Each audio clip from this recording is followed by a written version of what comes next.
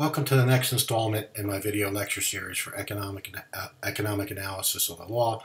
And in this particular video, I'm going to be looking at Chapter 4, in particular, Table 4.4.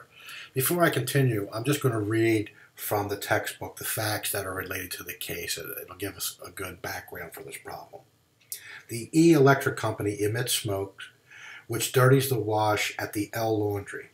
No one else is affected, because E and L are near each other and far from anyone else. E can abate the external cost by installing scrubbers on its stacks, and L can reduce the damages by installing filters on its ventilation system. The installation of scrubbers by E or filters by L completely eliminates the damage from pollution. Table 4.4 shows the profits of each company depending on what action is taken to reduce the pollution. The profits that are shown in the matrix exclude any compensation that might be paid or received as a consequence of the legal dispute that occurs. So here we go. We have a recreation of the actual table, the payoff matrix that occurs, and also the outcomes from non-cooperation versus cooperation under the three different rules. And the rules are polluter's rights, where E is free to pollute. Rule 2 is damages. L is entitled to compensatory damages from E. Compensatory damages are a sum of the money that E pays to L to make up for L's reduced profits due to E's pollution. And Rule 3 is an injunction, and that is where L is entitled to an injunction forbidding E to pollute. An injunction is a court order requiring E to stop polluting. So what we want to take a look at is the different outcomes that are going to occur if these two companies, the electric company and laundry, cannot cooperate with one another, and then compare that to the outcome when they are allowed to cooperate from one another.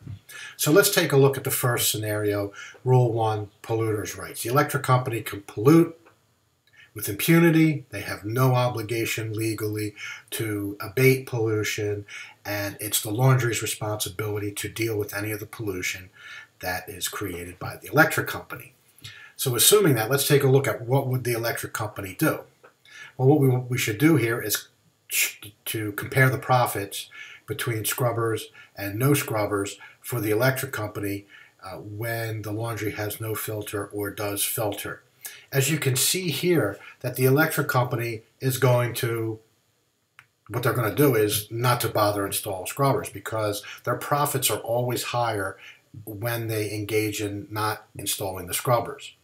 So for example, if the laundry had no filters and the electric company had no scrubbers, the electric company would make $1,000, but if they decided to install scrubbers, their profits would fall to $500. The same thing holds if the laundry installs a filter. If the electric company has no scrubbers, their profits will be equal to $1,000. And if they do install scrubbers, their profits will be equal to $500. So under polluter's rights, you can be guaranteed that the electric company is going to not bother installing those scrubbers. So given that we know the electric company is not going to install the scrubbers, what is the best strategy for the laundry? Well, what we can do is take a look at what their profits are going to be given that the electric company doesn't install scrubbers, and then select a strategy that maximizes the laundry's profits given the electric company does not install scrubbers. So if the electric company does not install scrubbers and the laundry doesn't install the filters, their profits will be equal to 100, but if the laundry decides to install filters, their profits will be equal to 200. So therefore, it makes sense for the laundry under polluter's rights to install the filters, because their profits will be higher, 200 versus 100, when the electric company does not install the scrubbers. So when they do not cooperate, the profits are going to be 1,000 for the electric company and 200 for the laundry. Now let's take a look under the rule of damages, whereby the laundry will be able to sue the electric company for the damages caused by their pollution, so they are made whole, i.e. that they get back the lost profits that they get because of the pollution. So what will occur? I mean, with damages, again, what will occur is the electric company, again, is not going to install scrubbers. Because if it installs scrubbers, its profits are going to be less. It's going to be equal to 500. So if it doesn't install the scrubbers, the laundry themselves will not install the filters. Why, you may ask? It's because they are going to be compensated in court for their lost damages. So there's no incentive for them to install the filters, because if they install filters, their profits are going to be equal to 200. The electric company will pay them 100. So they're going to induce a payment of 100 in order to be made whole, and go through the effort and the cost of installing those filters, where if they didn't install the filters, they would get compensation of 200. So what will occur is the equilibrium will be no scrubbers, no filter, and what will occur is the electric company will pay the laundry $200. So the electric company will have profits of $800, and the laundry will have profits of $300. Now, if we go into an injunction, that means that the laundry can go to court and stop the electric company from polluting and basically force them to install scrubbers. So if we take a look at that, if the electric company is forced to install scrubbers, what will the laundry do? The laundry will not bother to install filters because their profits will be equal to 300 under the scrubber scenario. And if they do install filters, their profits will fall to 200. So here is going to be the outcome of the injunction, that the scrubbers will be installed by the electric company and the laundry won't bother to install filters, and the profits will be equal to 500 and 300. The next part of this is that you have to make a determination of what the surplus is. Just realize that if we allow them to cooperate, the goal, or what should occur in efficiency, is that the joint profits of these two entities should be maximized. So we are going to pick the portion of the payoff matrix that gives us the highest level of joint profits. Well, if we take a look at the scrubber scenario, if the laundry does not install filters, it's 500 in profits for the electric company, 300 in profits for the laundry, 800 in total. If the electric company installs scrubbers and the laundry installs filters, the profits are going to be equal to 500 and 200, so that's 700. So we have total profits of 800 here, total profits of 700 here.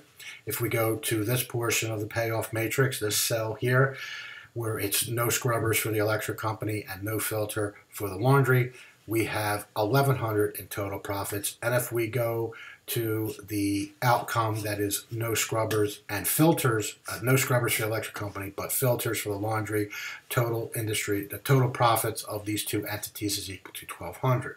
So in efficiency, this is going to be the efficient outcome. The total profits are going to be equal to $1,200. So what we can do to determine the surplus is to take a look at the total profits in non-cooperation versus the efficient outcome, and the difference between those two will be the profits. Well, we can see here that under the polluter's rights, under non-cooperation, the total profits are 1,200, and if we allow them to cooperate, it's going to be 1,200. So the surplus there is going to be equal to 0. If we do the same thing under damages, joint profits are going to be $1,100. The efficient outcome is $1,200, so the surplus here is going to be equal to 100. And if an injunction is the rule that holds, total profits are going to be equal to 800. The efficient outcome is going to be where total profits are equal to 1,200. So 1,200 minus that 800 will give us a surplus of 400. So that's all we're doing here in order to get the surplus, is to take a look at the joint profits under non-cooperation and compare that to the efficient outcome. For polluters' rights, they're equivalent to one another, 1,200 and 1,200.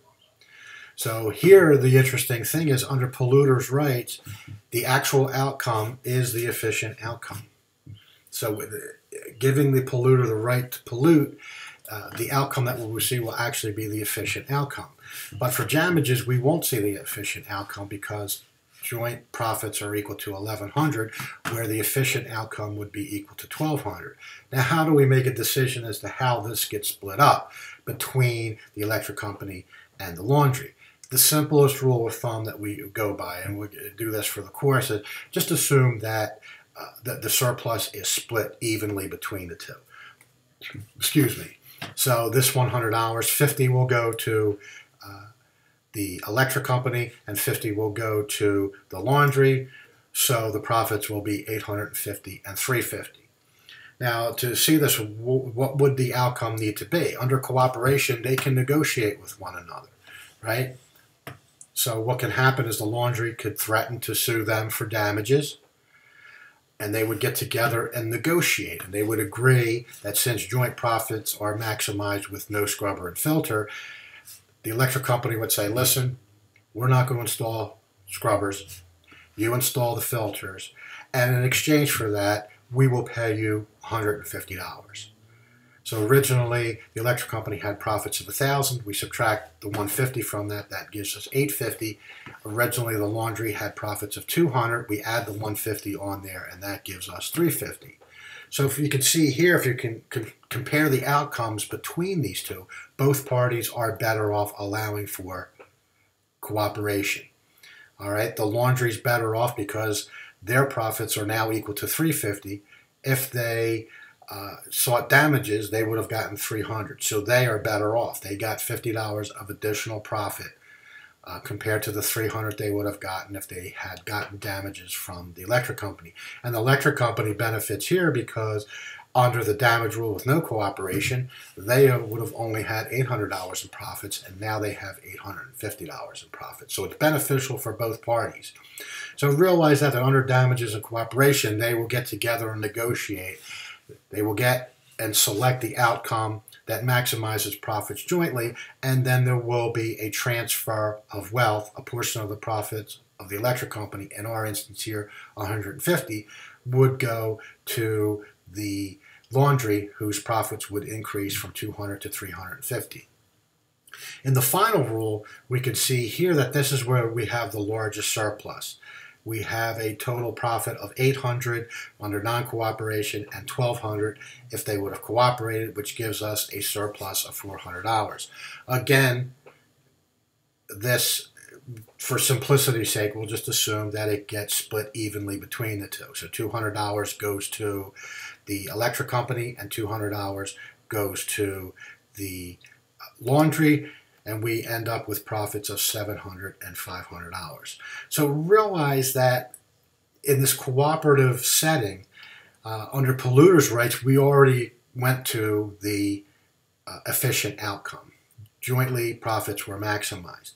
For the others, we see that the total industry profits, I don't say total industry, but the total profits of the two entities is still $1,200, but depending upon the rules, it impacts how this is distributed. You can see under injunction, the redistribution from the electric company to the laundry is much higher than it is under damages. All right? So then that, because of the fact that under injunction, there's a forcing of the electric company to install those scrubbers.